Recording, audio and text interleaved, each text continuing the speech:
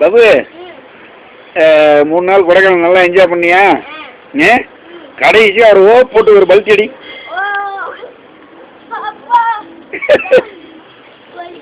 சூப்பராக இருக்காம்மா காட்டேஜ். வலிக்குதா? அடுத்த வருஷம் உன்னை இங்கே ஸ்கூலில் சேர்த்து விட்டு வரும். சரியா?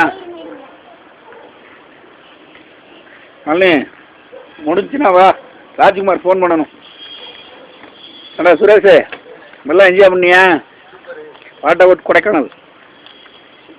சூப்பர். 3 நாள் நல்லா என்ஜாய் பண்ணியா? என்ன கேள்விடா? இதை கேட்குறேன். எப்படி இருந்துச்சு? சூப்பர் சூப்பர் அப்படி சொல்லு. ஐயா உங்க பேர் என்ன? சுந்தரமா? பட்டுக்கோட்டை கல்யாணம் சுந்தரமா? கல்யாணம் மட்டும் இல்லாமல் போச்சு.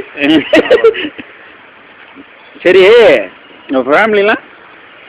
2 பசங்க தான் சார். அதாவது எங்கள் வீட்டில் இறந்துட்டாங்க. இங்கே தான் இருந்துட்டாங்க சார். 2 பேருமே இங்கே கப்பலாக இருந்தீங்களா? ஆமாம்.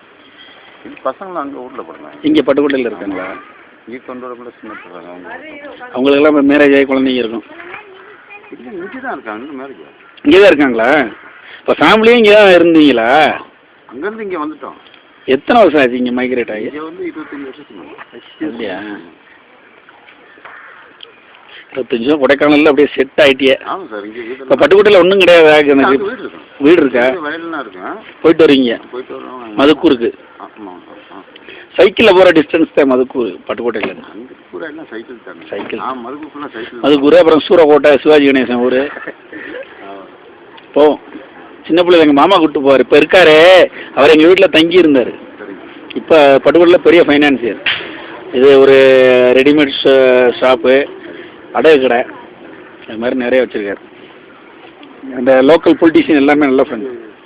பஸ் ஸ்டாண்டுக்கு முன்னாடி ஒரு பேக்கரி இருக்கு. ஆமாம்.